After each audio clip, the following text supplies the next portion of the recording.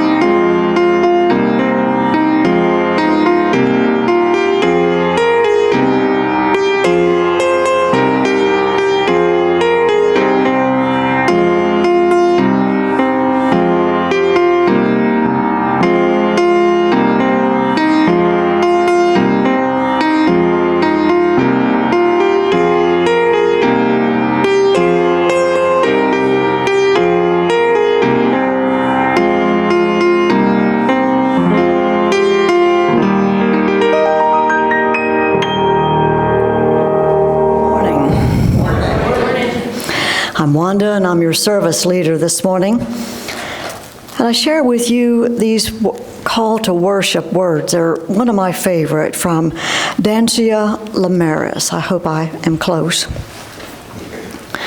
She says, I've been thinking about the way we walk down a crowded aisle.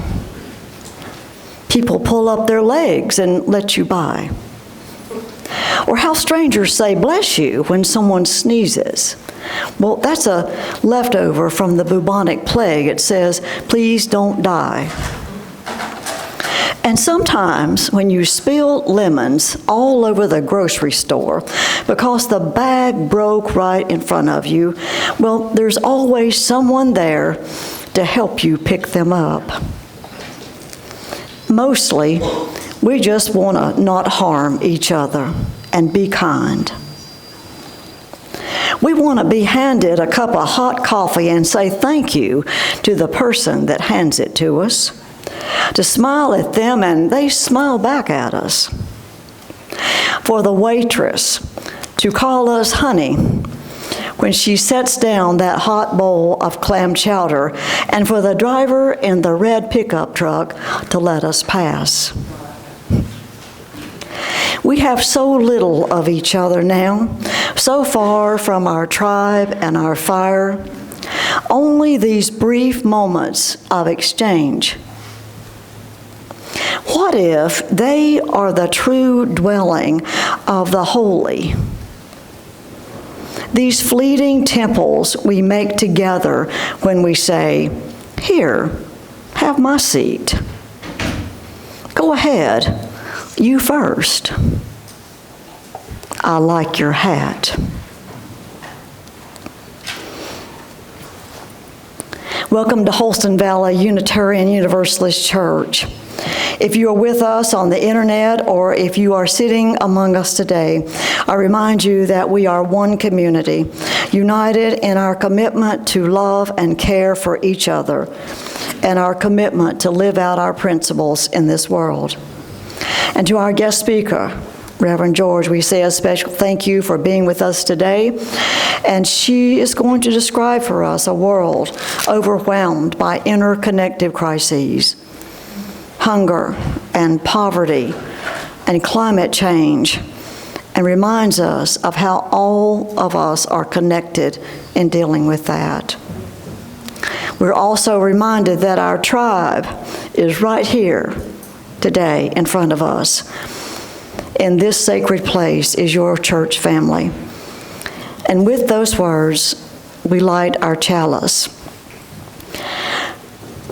And Jasmine is going to light our chalice for us. Jasmine is a farmer from Southwest Virginia, Nicholsville as it is. She's also a board gamer. She likes that.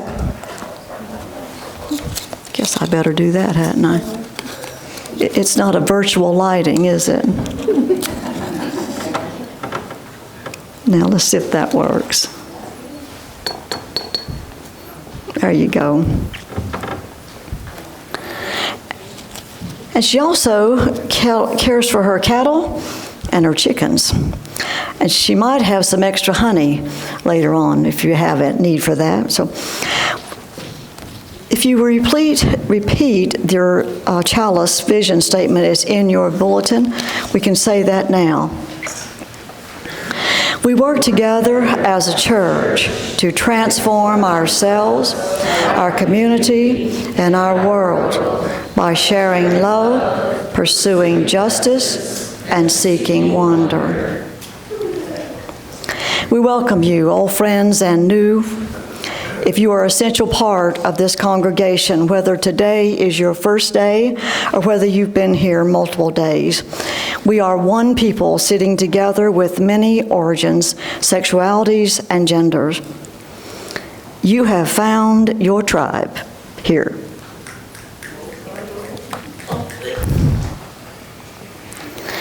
The story for all ages today is one that is very personal to me, and the title is The Whistle in the Woods. And who here has ever gone on a hike and got lost? Okay. I was hiking several years ago in the beautiful Hungry Mother Park, and I was stupid enough to go out by myself midday. And if you're familiar with Hungry Mother, it's very dense with a lot of trees. And as I walked further and further down the road, I realized that it was, one, getting darker, and two, I was getting hungry, and three, I didn't have a clue where I was. Pretty scary. I wish I'd had something that the Eli had in this story, and here's his story, The Whistle in the Woods. Eli was 7 years old, and he loved to be outside. His curiosities often got the better of him, though. And his family was setting up camp, maybe at Hungry Mother, who knows. And he dreamed of being a secret explorer, a forest ranger at best. And he also loved catching butterflies, and he had a big butterfly net that he had with him. And because he was so curious and saw this beautiful butterfly, off he went down the road for his exploration. And he flitted about just as the butterfly did, and he got deeper and deeper and deeper in the woods.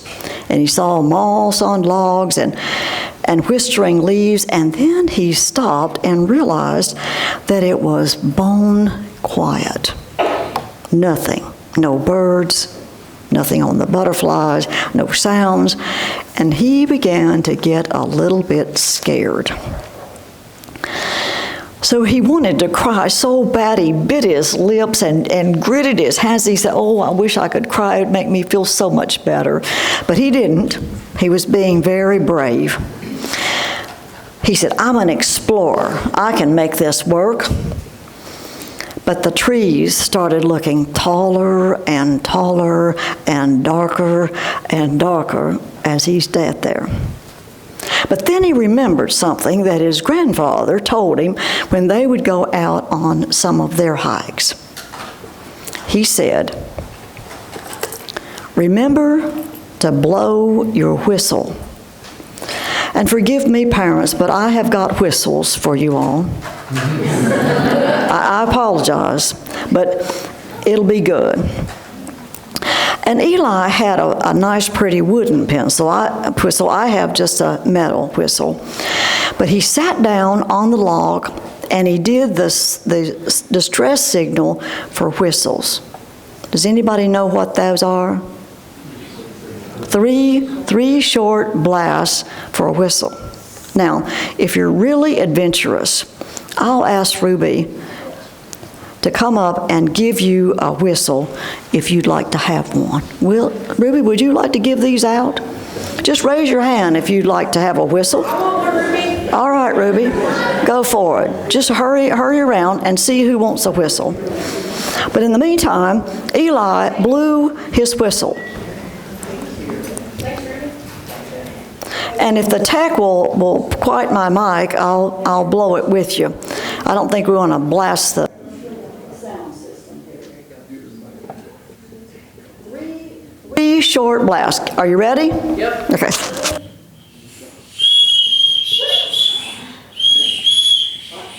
And then we stop. 3 short blasts. And that's what Eli did as he sat there. Well, nothing happened. So he blew 3 more times. If you want to, 3 more times.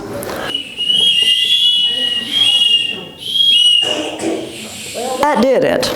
That did it because at that time, he heard this rustle in the woods. And he was afraid at first. He thought, well, I wonder what that might be. But then he saw the park ranger. So Rosa came coming through the trees and said, "There you are. I've been looking for you." And he didn't cry, but he wanted to. He ran over to Rosa and grabbed hold of her legs and said, "Oh, I'm so glad you're here. I was so scared." And she reminded him, she said, "You did just exactly what your grandfather told you to do. You stayed put, you didn't go roaming around, and you blew your whistle 3 times. And that's where I found you. I heard the sound." So after the service, if you want to have a whistle, then I think Ruby's probably got some more of those. But you have to promise me you're not going to blow them inside. But Rosa took Eli back to his family, and they were all so excited to hear his story because that's what they did as a family. They sat around the fire and told stories, and everybody wanted to know what happened to Eli.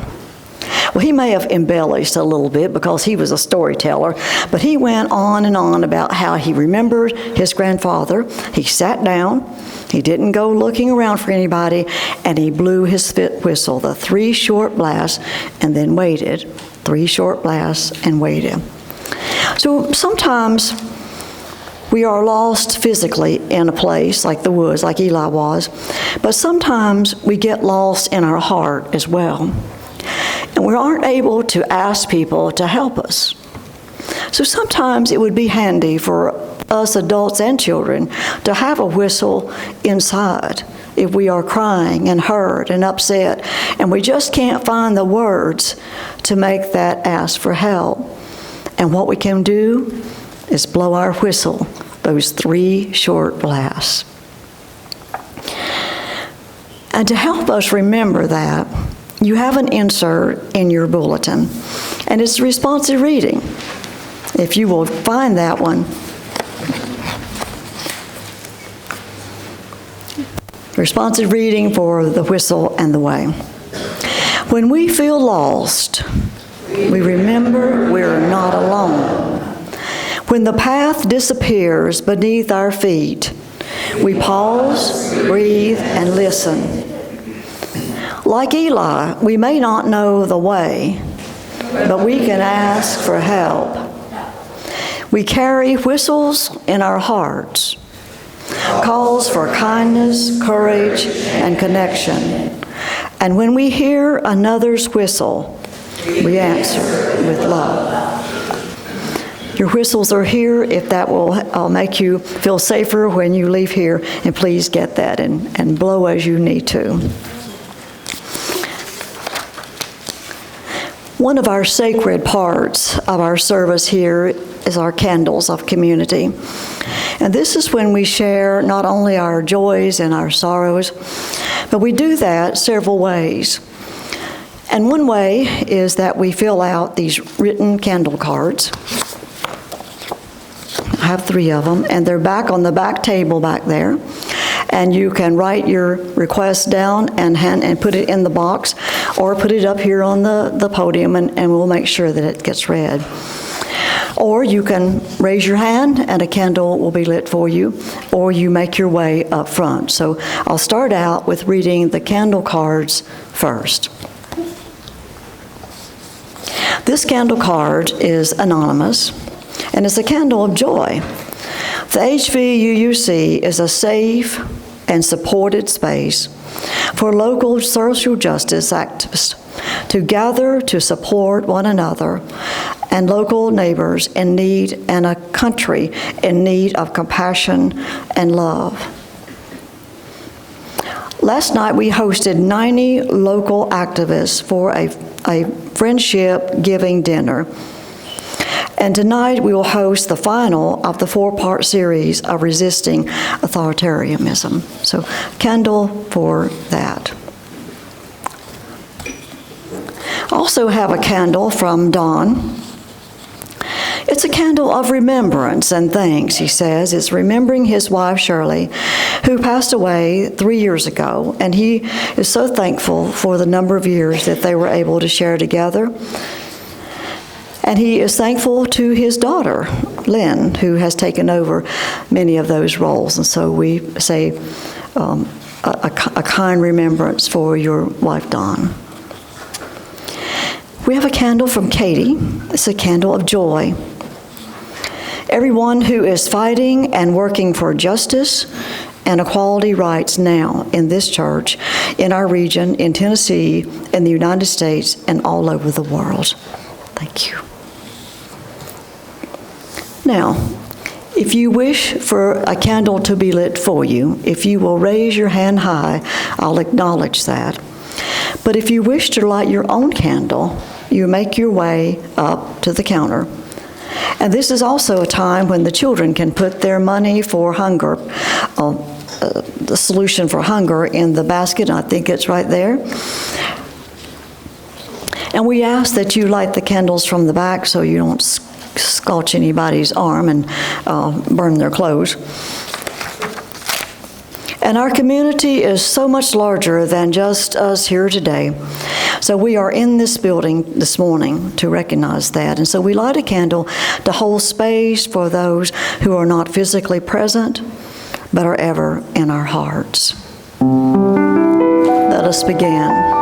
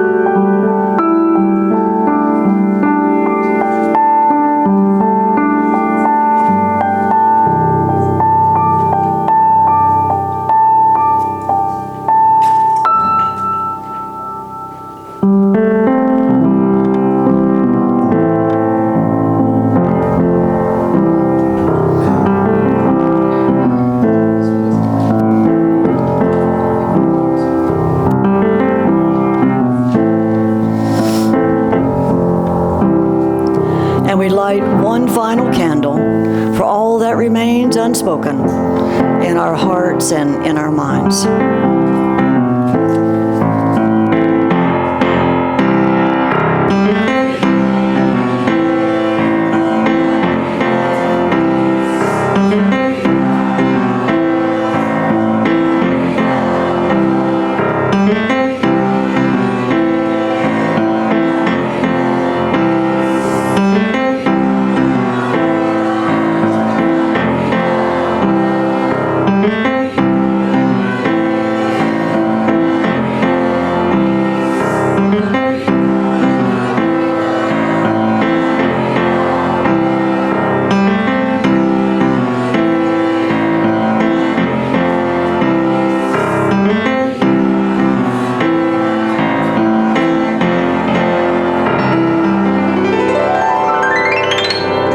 Is Reverend Laura Marilyn George, J.D., and she's brilliant. She serves as the executive director of the Oracle Institute, an educational charity and think tank that studies the relationship between religion and human rights. Reverend George also serves as a lead minister at the Oracle Temple, which is located in Independence, Virginia, in the beautiful New River Valley area.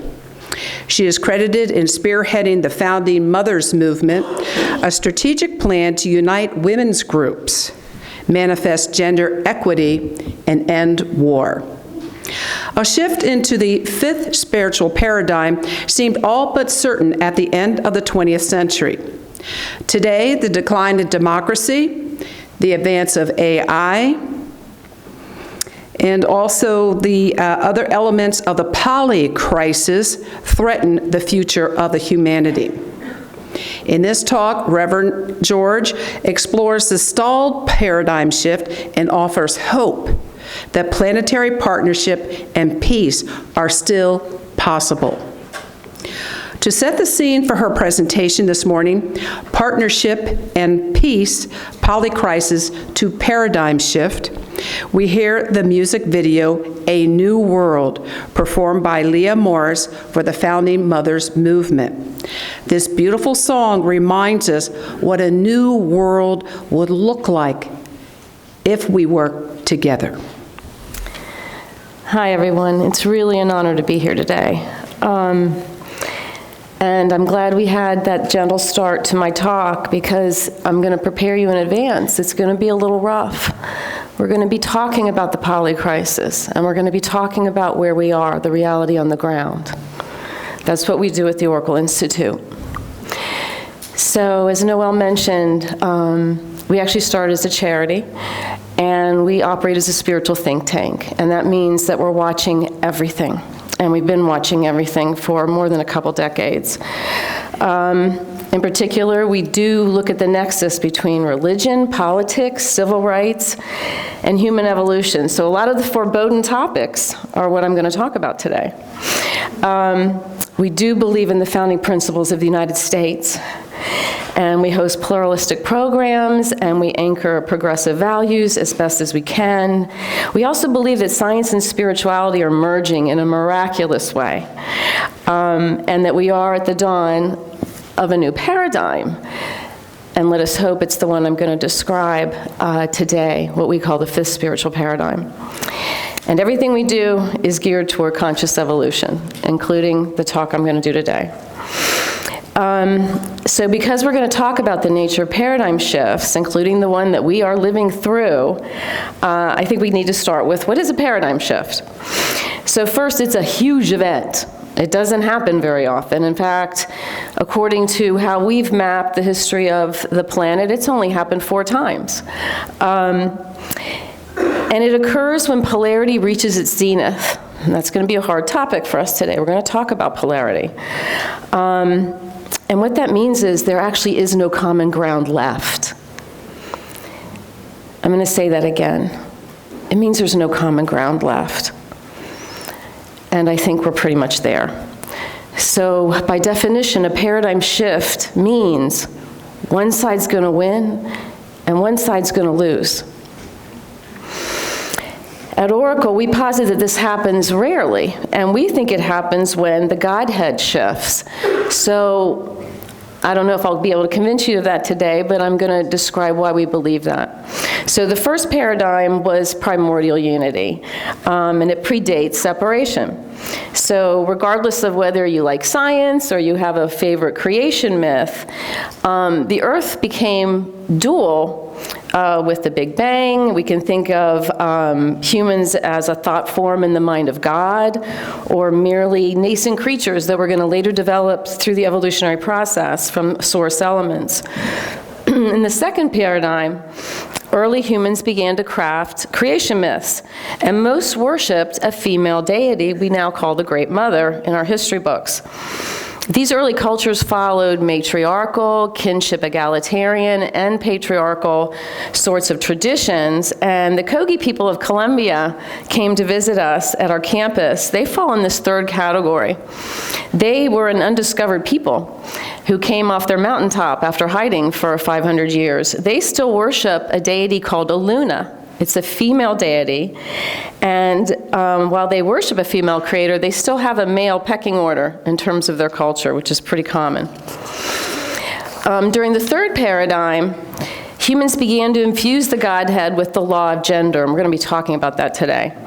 And they created anthropomorphic gods and goddesses who ranged in temperament just like humans, but the highest gods were still usually male, such as the Hindu triumvirate, Brahma the creator, Vishnu the preserver, and Shiva the destroyer.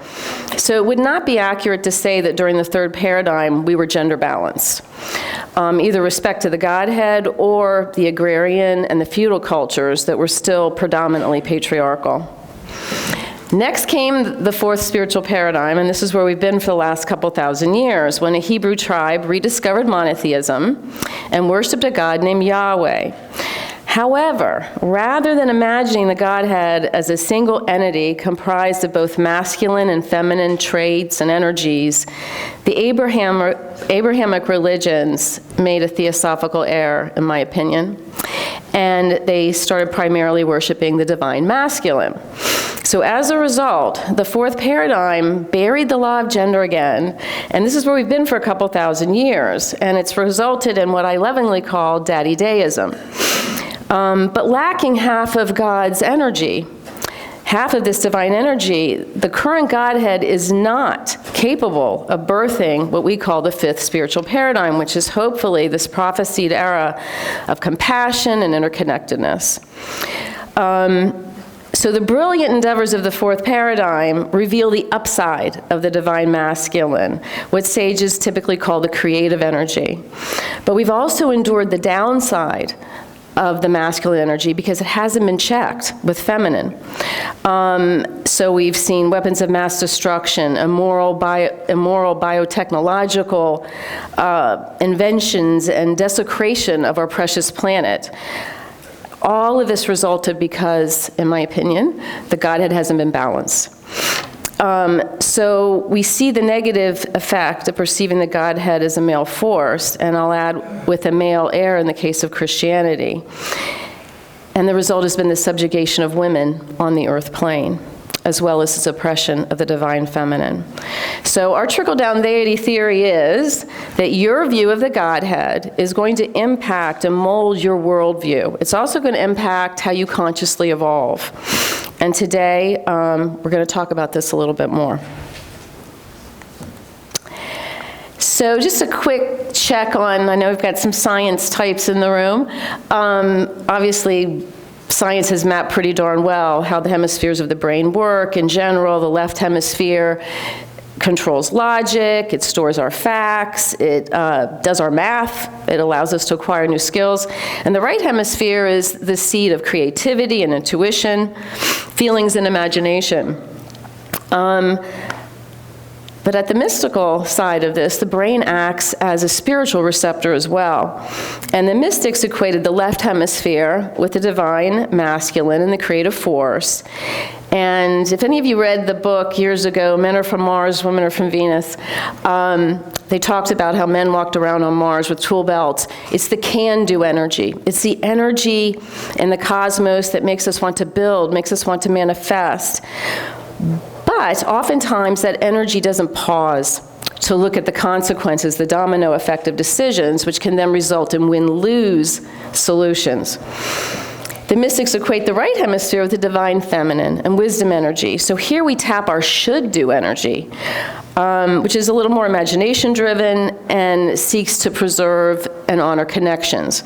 So this energy likes to set priorities first and sort of think things through, think about consequences, domino effects, and that's why we tend to get win-win solutions when we're using our right hemisphere.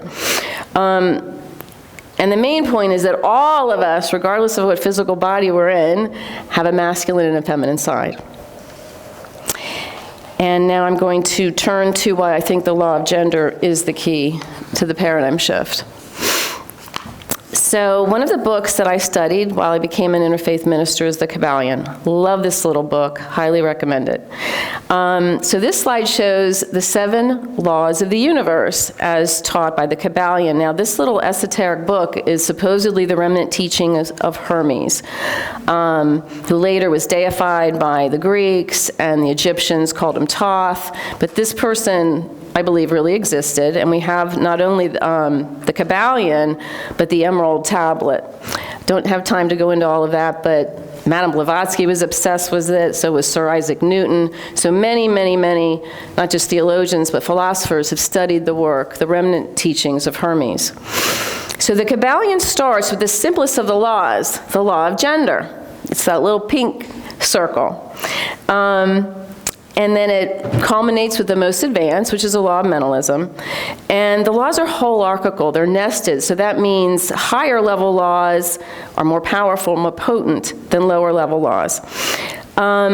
Today we're going to look at the law of gender, law of polarity, and the law of rhythm, because all of them are impacting the paradigm shift. So reading from the Kabbalion, gender is in everything. Everything has its masculine and feminine principles. The masculine principle corresponds to the objective conscious mind. The feminine principle corresponds to the subjective subconscious mind. The I represents the masculine aspect of being. The me represents the feminine aspect of becoming. Here we see the law of gender again in my other favorite path, which is the Gnostic Kabbalah. You see it immediately in the Tree of Life. So the top stuff row is Keter, that's the God mind. We live in Malkut, which is the kingdom, the earth plane. And we don't have time to go into the Tree of Life, but I just wanted to point out that it exists here as well as an indication that the mystics absolutely see duality coming into effect immediately. We live in a dual plane. One of my teachers was Tal Malachi. He's the Gnostic bishop of North America, and I want to read you one of his quotes about gender. These 2 pillars represent the eternal play of opposites in dynamic interactions. Evil is imbalanced force, severity and imbalance is cruelty and oppression. Mercy and imbalance is weakness that allows and facilitates great evil. True compassion is a dynamic balance of severity and mercy. In my last book, The Light in the Human, I did a chapter on why do we still have yet to assimilate the law of gender? Why are we still treating half of the population of the planet differently? And I went through all these theories. We don't have time to go into them, but I just wanted to share them quickly. So the lingering lizard brain theory is the most obvious, or maybe the easiest explanation. It's just the slow pace of evolution. We're still dealing with that. Our brains haven't really evolved as much as we think they have. Traumatic memory syndrome was something thrown out by Barbara Handclower in her book Catastrophobia, that we collectively lived through a global catastrophe, the Great Flood, possibly the fall of Atlantis, and it's there in our memory banks, haunting us and preventing us from truly ascending collectively. I'm sure everyone here is familiar with the alien astronaut theory. There's a lot of persuasive evidence, given the Sumerian tablets, that we were visited by ETs, that they did play with early hominids, and maybe they left us, not fully developed, aching for more. The perpetual kindergarten theory is kind of popular right now, that the earth plane is where naughty souls are banished, or young souls start their journey. And then there's, of course, the matrix theory that this isn't real. that we are simulated, that some alien, on another planet beat us to AI, and that we're living in a matrix that they created. Personally, I think cruelty is now stemming from all of the above. The Gnostic interpretation is this, and they didn't have the vocabulary we have today, but they described the matrix theory. The Gnostics believed that a lesser deity created the earth plane, and that in order to be liberated, we must seek esoteric wisdom, gnosis. And that's how we leave.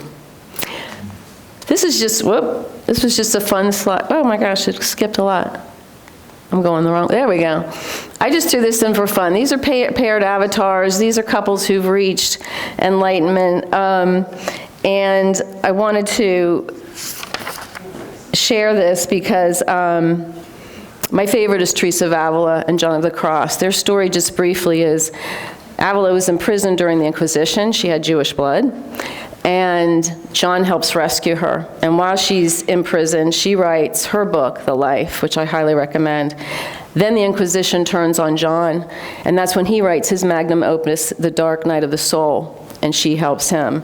Barbie and Ken didn't quite make it, but... Hey, we're still there. We're working on it, we're working on it. All right, so let's get into the thick of it. What is going on in the earth plane?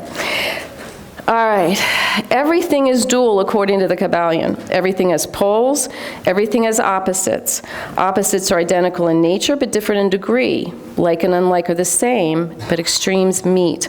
All truths are half-truths, all paradoxes may be reconciled.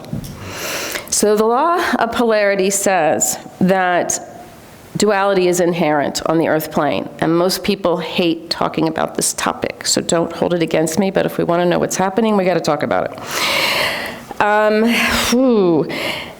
One way to deal with it is what we're doing in Oracle. So we've got this war pentagon, right? So the law of polarity would say, we need a peace pentagon. So that's one way to deal with polarity. But all joking aside, there are forces both in the United States and globally that want to permanently anchor us in what we would call negative territory. And we need to accept this. We really, really do. The yin-yang symbol helps us understand holism, because the differences are absolutely mapped, black and white, but contained within the whole, contained within the circle.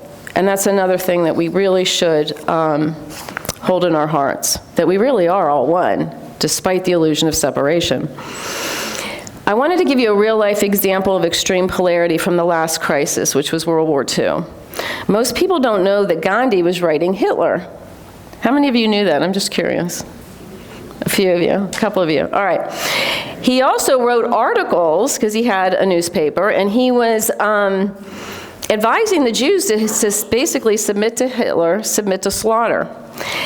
He believed his methods would eventually melt the heart of the Nazis. But history has shown that Gandhi's nonviolent resistance, though it worked very well against the British, which was basically a moral culture, his techniques would have failed against the Nazis. Here's some other weird facts that you might not know. Gandhi and Hitler had a lot in common. And that tends to happen on Team Light and Team Dark. It's interesting. They're going to choose different strategies, and they're going to definitely choose different goals, but the energies are on both sides. So both use nationalism in their propaganda as a primary ideology, and both praised Aryanism. Both owned newspapers to sway the masses, and both wrote their autobiographies. Both went to jail, and both used the time in prison to write more propaganda. Both stigmatized their enemy. So obviously we know Hitler stigmatized the Jews, but again, people don't know that Gandhi equated the British Empire with Satanism. Both subscribed to social Darwinism. This is probably going to freak you out a little. They believed that foreign influence was a disease that infected the natural evolution and elevation of their specific peoples. They both focused on youth. Gandhi always prepared the curriculum for the children in the ashram. And as we know, Hitler infamously spawned the Nazi youth movement and the training. Both were cultural isolationists because they're both nationalists. So Gandhi had all kinds of Luddite tendencies beyond the spinning wheel.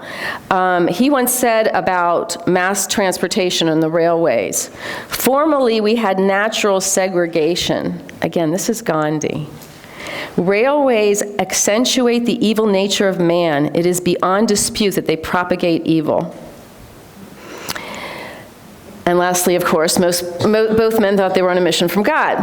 So let's look at their missions. Hitler's was a lot easier.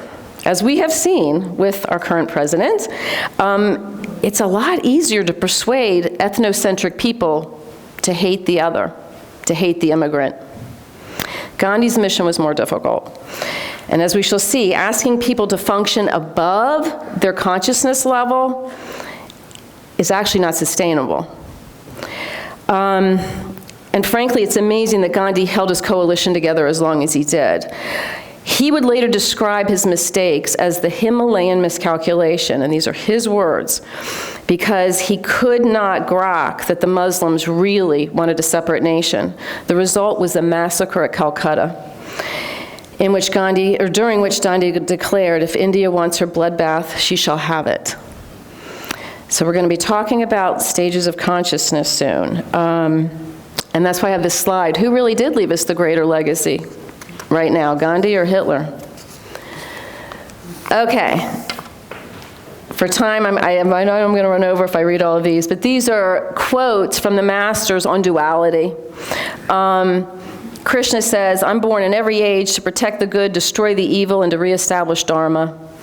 Isaiah says, "Woe to those who call evil good and good evil." I'm going to skip to Jesus. He said, "Do not give what is holy to dogs, lest they throw it on the dung heap. Do not throw pearls to swine, lest they grind it to bits." This Jesus quote appears twice, okay? It's in the Gospel of Matthew and also in the Gnostic Gospel of Thomas, which was banned by the Catholic Church, but hopefully everyone here is familiar with the Gospel of Thomas. It's probably the oldest one. It's the saying source. The bishop I study with, Tal Malachi, describes dualism, and I think this is really important for everyone to hear, because he's talking about Jesus. Here the master makes it clear that the esoteric wisdom, the inner and secret teachings are not for everyone. We are indeed spiritual warriors in a battle of cosmic forces, seeking to win enlightenment and liberation of as many souls as we possibly can for the sake of heaven. Yet only those souls ripe for redemption can be won over. We must understand that there shall be many not ripe as yet, some actually perverse, for whom we can do nothing at all. As much as we are to extend the light, so are we to accomplish a balance, harmony, and unification in the upper world. So, to summarize, the law of polarity is absolutely dealt with in every tradition and by every esoteric master, and we ignore it at our peril. All right, I'm going to talk about rhythm real quick because it also relates to the paradigm shift. Everything flows out and in. Everything has tides. All things rise and fall. The pendulum swing manifests in everything. The measure of the swing to the right is the measure of the swing to the left. Rhythm compensates. So stated another way, rhythm has to do with patterns and seasons and cycles. It relates to the inherent life-death life cycle of the earth plane, growth and decay, increase, decrease. And the pendulum is very instructive right now for what we're going through. So despite the forward trajectory overall of the evolutionary impulse, the pendulum can show us regressions can take place. So like the rise of white nationalism right now in the United States and around the world. So the first pendulum shows moving between two opposite poles. So the range here is from black to white, hot and cold, hate and love. Here, the goal is to seek equilibrium. Here, there's still common ground, basically. There's common ground. This is normal negotiation, normal diplomacy. And you can use neutralization to bring everything back to center. But in the second pendulum, what's happening, these are opposites. They're colored the same way, but they're opposing states. And what's happening here is that a swing in one direction is not only matched, but it could go even higher. Think of this as just a swing set, a kid's swing set. You can go higher and higher. And have you ever wondered whether you would go woo all the way around on that swing? That's a paradigm shift. In my life, we have seen this swing in the presidential elections, from Dems to Republicans. So Jimmy Carter to Ronald Reagan, kind of a moderate swing. Bill Clinton to George Bush II, bigger. Barack Obama to Donald Trump, oh wow, what a swing. Then Biden back to Trump. So again, using the pendulum or that swing set, it's going like this. And if one side dominates, that's a paradigm shift. Okay. I'm mentioning this book quickly in its theory because it relates to War and Peace. It's also Steve Bannon's favorite book. Does everybody here know who Steve Bannon is? Okay, he was the original and still advisor to Donald Trump. When I heard that this was his favorite book, I was like, oh, I better read that. All right, so we can't go into it in detail, but this pattern is so well entrenched in civilizations, and historians can track it back thousands and thousands and thousands of years. They made this prediction in 1997 when the book was published. This was the author's prediction. You should try to unlearn the linear belief that America, or the entire modern world, is exempt from the seasons and cycles of nature. Try to unlearn the linear need to judge change by a one-dimensional standard of progress. Finally, unlearn the linear view that positive change always comes willingly, incrementally, and by human design. Quote, sometime before the year 2025, America will pass through a gate in history commensurate with the American Revolution, Civil War, and twin emergencies of the Great Depression and World War II. They tagged the exact year. So the dates are up there. There are 4 seasons. There's the high, then there's the awakening, the unraveling, and the crisis. We've started the crisis. And how you react to this season is based on when you were born. So there's 4 archetypal generations. So you're either a prophet, a nomad, a hero, or an artist. Those are the names, the archetypal names that the authors use. The crisis is caused by the prophet generation. Through history, this has happened. And that's Trump's generation. Okay, they are typically spoiled in childhood during the high. They reach adulthood and they continue to be indulged during the awakening. They get bitter during the unraveling, and they fuel the crisis in their old age. This is the pattern. Yeah, it's kind of scary.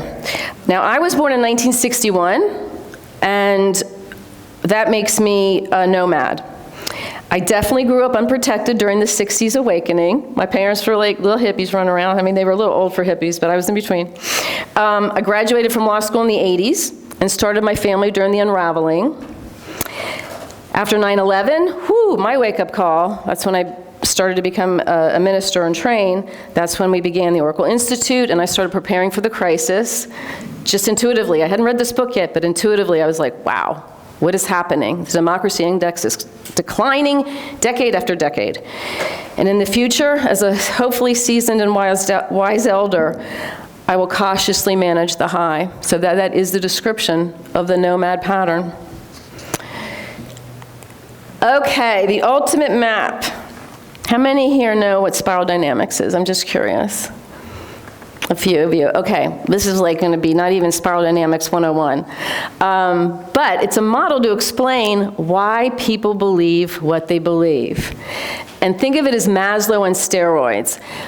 Okay, so I put it in the pyramid, so most people are familiar with Maslow's hierarchy of needs. But this is way more sophisticated than Maslow because it includes like childhood development research and cognitive development research and cultural research. So it's considered the map of maps. And Ken Wilber, if you know, he's my personal hero. They call him the Einstein of consciousness. He even updated this. His theory is called integral theory. But if you study this, you really understand why people believe what they believe and why they behave the way they behave. So we're going to categorize humans, which is going to offend some people. But if we want to understand what's happening on the ground, this is a really good map to help us navigate. All right. So what the result is distinct worldviews at each one of these stages. Now again, humans are complicated creatures. It's not cut and dried, but as a map, it helps us predict what's going to happen next. So really quickly, at stage 1, we're infants, and our entire world revolves around sustenance needs, which was Maslow's, for the bottom of his triangle. At stage 2, we're toddlers. We have a magical view, sort of like our ancestors, the second paradigm people. At stage 3, now we're, maybe 8, 9, 10 years old, and we're exploring the world, and we're exploring our personal power. Now, unfortunately, some humans get stuck here. They never make it out of stage 3. Our president is one of them. A type of person who remains a bully their whole life is stuck. It's also the feudal might makes right stage, where people literally think, war solves problems. At stage 4, I'm sure everybody here, we're still in school, right? We're being taught rules and order, and we are really starting to accommodate others. And our ego is starting to dissipate. That's what's happening. As you go up this pyramid, your ego starts getting less and less and less the primary influence of how you navigate the world. So at stage 4, we are getting along, and if someone stays in this state into adulthood, though, there can be issues. This is the fundamentalist meme. When Karl Marx described religion as the opiate of the masses, this is the meme he was talking about. The military is a stage 4 organization. And around the world, this is the largest group of humans on the planet, is stage 4 humans. At stage 5, we break free from the herd mentality. And we want to test our personal power again. We're not as bloodthirsty as a stage 3 adult, but we still believe in survival of the fittest. And here, materialism reigns. And unbridled capitalism makes that easier for that to happen. Think of the billionaire bros. Currently, most Americans fall in that yellow stage 5 category. That's where most Americans are. But at stage 6, more ego dissipates, and an incredible leap of empathy takes place. This is the first world-centric meme. These are people who really genuinely care about their fellow man. For example, we're willing to pay higher taxes to protect the commons and to give everyone universal health care. There are only a few countries operating at this level of consciousness. They're called social democracies. Sweden, Finland, those countries are all at this stage. America never made it. We never made it to the green set point. Stage 7 and above is that tippy top of Maslow's pyramid that he called self-actualization. So at stage 7 and above, other miraculous realizations pop in, and you get a sort of a systems level view of life, and you realize that everyone's doing their best. The first tier memes all tend to fight one another and think everyone else is dumb and wrong. When you go second tier, you kind of like, okay, I understand why they think that way, of course, and human dignity and respect now is real. You really, truly are respecting the differences because you're starting to understand why. Second tier awareness is very rare, only about 5% of the planet, folks. Very rare. So, a new human is someone at the cutting edge of the spectrum of consciousness. In the formal model, technically green isn't a new human, but I disagree with the formal model. Green is world-centric, green is pluralistic, green is primed and ready to help anchor the next paradigm of partnership and peace. That is our goal. And the quote on the side is from the originator, just a couple more points. Dr. Clare Graves discovered this in the 60s with the hippies. The hippies are coming out, and there's a whole new worldview. And he's like, wait, what's going on? So he's studying the hippies, and he's studying how we progress through these stages. He noticed fear dissipates as well. Not only does ego dissipate, when you go second tier, Anyway, here's his quote. "What I find explains best to me the reason that people in stage 7 behave so much better quantitatively and qualitatively is simply this: they're not afraid. They're not afraid of not finding food, stage 1. They're not afraid of that they're not going to have shelter, stage 2. They're not afraid of predatory man, like other mean people, stage 3. They're not afraid of God, stage 4 human. They're not afraid of not having status or not making it on their own in this world. That's stage 5, material concerns. They're not afraid of social rejection. That's a stage 6 concern. Basically, you've got a human being who's not afraid. And the last thing I want to point out is that the culture war is between the greens and the oranges. Stage 5 humans really don't give a damn.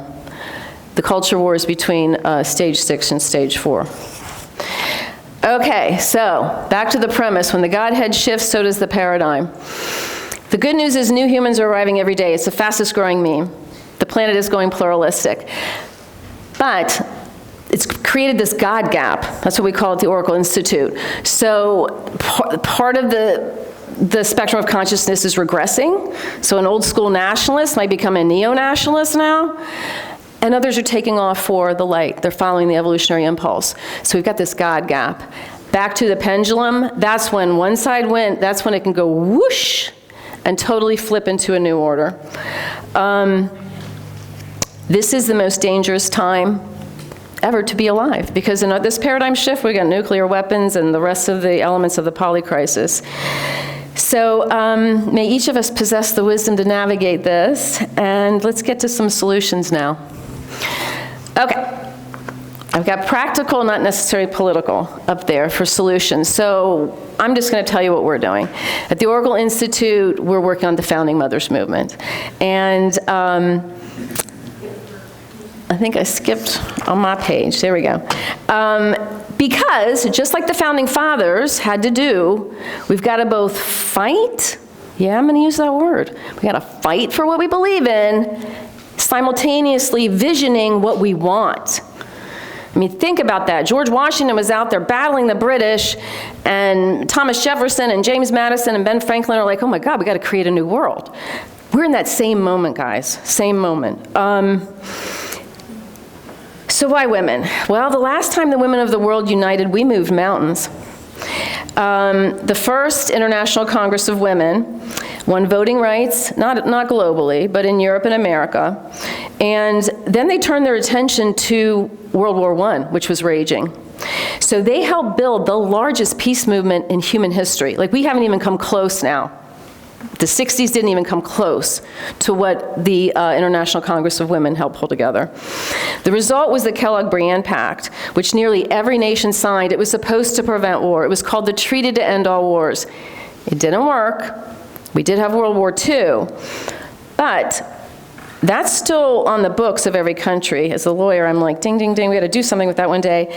But the point is, the suffragette formula for success stands as a good roadmap for today. So, when you combine the law of gender, this kindergarten level law that the planet needs to learn, you add the fact of where we are in the paradigm shift, I really think that to build partnership culture, we've got to end toxic patriarchy. There's just no other way around it. In fact, toxic patriarchy could undermine the whole human experiment. I mean, really, we could have a do-over. And then we add the crafters of Project 2025 and the tech billionaires, and we end up with just a soup that all seems to be focused on women's rights. That's in Project 2025 too. So we are following the suffragette playbook. We're forming a meta-unity coalition. This is not another nonprofit. I want to make that clear. So we're coalescing women's groups, peace and democracy groups, churches and spiritual groups, and then a fourth category that didn't exist back then, which is environmental groups and indigenous groups. All right. I just want to tell you briefly about the Congress. How am I doing on time? You're way over. I'm way over? Okay. I'm going to skip this slide. I'm going to skip it. Just know that it's based on Barbara Marx. We met over Barbara Marx Hubbard. The whole thing is designed around Barbara Marx Hubbard's Wheel of Co-Creation, indigenous principles, and some really cool consent models. But you can find that on our website.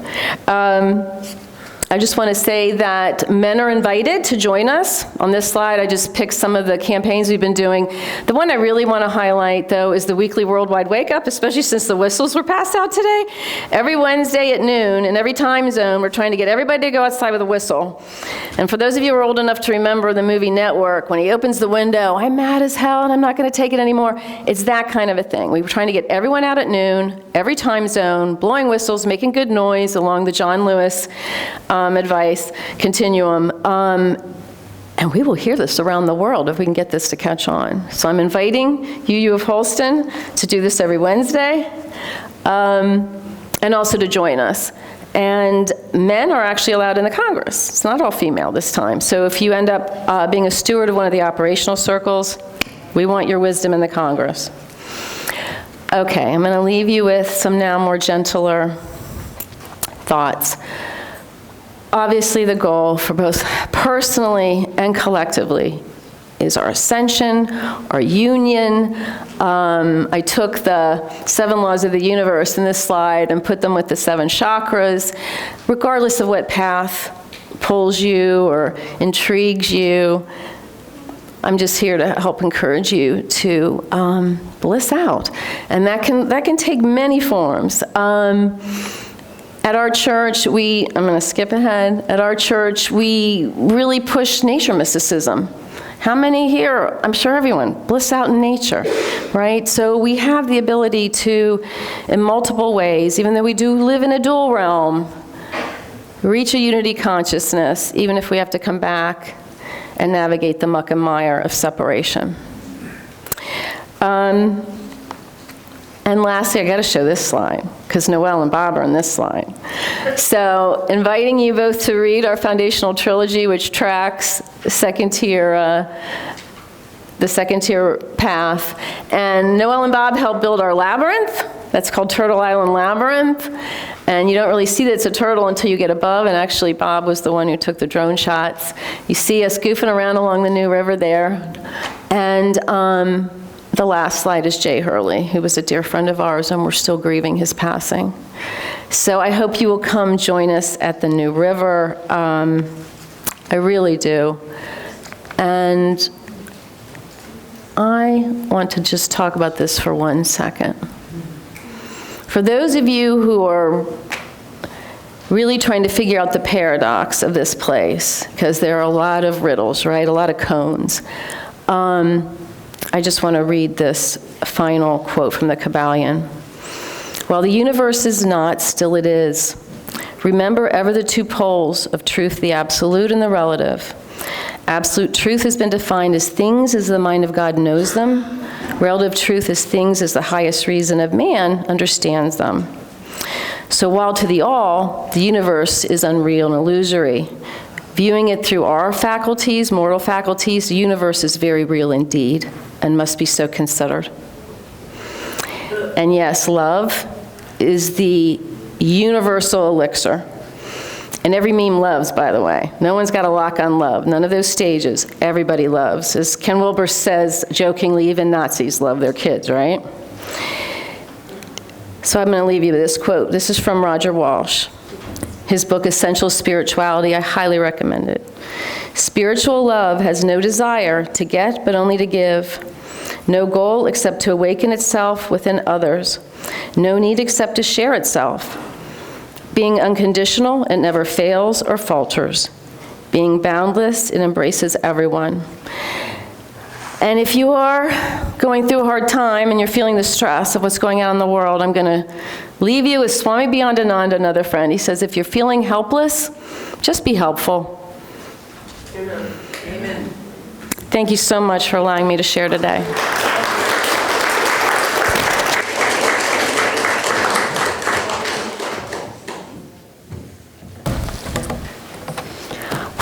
My brain is just whirling. How about you? We extinguish our chalice next. And these words are from Maddie Stephanus. We extinguish this flame, but we keep its light in our hearts with its message of love and justice, taking it outside these walls to the world we live in. until we are together again. I have several announcements if you just can hold on a few minutes here. First of all, thank you for being here today, and thank you, Reverend George, for sharing your wisdom with us and challenging us to go forward. Here, I remind you that this is your tribe, and you can be warmed by the love of our community, knowing that we will always face crisis and they will continue, but we as a church family will be together to shoulder these challenges with the strength of each shoulder working together. Our differences bind us as one. Here are your announcements. Thanksgiving is coming up here in a few days. On the 27th, it's a 2 to 5 time potluck. If you don't care to cook your own meals and you'd like to come and bring a dish and share with other members, please do so here in this the ballroom in the back there. So from 2 to 5, you are welcome to bring forth your food, your appetite, as well as your food. The giving tree, if you have noticed, we have got all sorts of mittens and scarves and socks collected out front, and we are continuing to do that for the next several weeks. And if you're not interested in shopping or don't know exactly what's needed, well, then you can see Denise right there after service. Wave at us, Denise. And she will be glad to take your money. You don't have to even bring anything. You just give her your money, and she'd be willing to shop for you. Isn't that a treat? You don't even have to go out to the Pinnacle and fight the traffic out there. So I have help. It's not just me. and we thank you for doing that. So if you have not participated in the Giving Tree in previous times, you'll know it was a big success and we were very thankful for all the contributions that we had. The next festival is the Green Arts Festival. It's on December the 7th. That's probably not listed in your news events yet. We just got that date settled. If you are interested in either bringing items to sell, or if you're interested in closing out your Christmas list, now that's the time to do it, because they're beautiful handmade items for sale, and it will be after the service back in the kitchen area. December 7th. GreenArtsFestival.com. If you are needing to have more information about that, then check out that website. And our beautiful Festival of Lights is coming up on the next Sunday, December 14th, festival at hvuuc.org. You will be blown away by that service. It is beautiful, moving, and special, but it only can happen if you contribute. So Sarah, she here today, I think I saw, she is gathering together readers and workers and helpers. And the Saturday before that is the decorating day on the 13th. Come and help put the sanctuary into a beautiful greenery sanctuary. So those are the ones I have for today. You can check out the news and events section on our website. There's many more listed. There's all sorts of ways for you to get involved, and you are invited to do that. Our closing hymn is hymn number 155. It's a circle round for freedom. It's a Quaker song that we've sung many times, and I think it's so pretty too. I think it's the fitting reminder of how we circle around each other and what that means to our church family. So 155, it's in the gray hymnal. If you will make your contributions as well in our offering as we pass the offering plate. If it's your pledge, please mark so. If you just put a contribution in, we will say thank you for that. So please stand as you're able and sing with us number 155.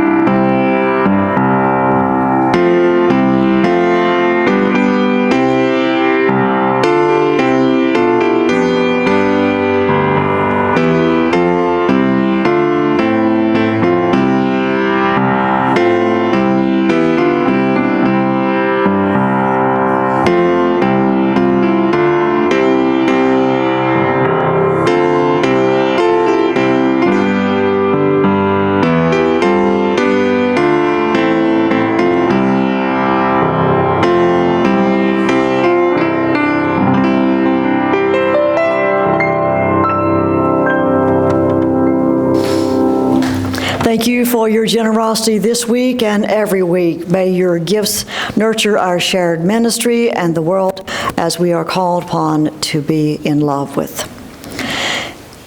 I share with you these parting words, this benediction by Amy Zucker Morgenstern. She reminds us that as we leave this hallowed place, may our feet remember its feel, so that wherever we walk, we know ourselves to be on hallowed ground. May we know that we are kin with every soul, every star, every stone, and every leaf of grass. And may our words be gentle and our touch be kind. Blessed be.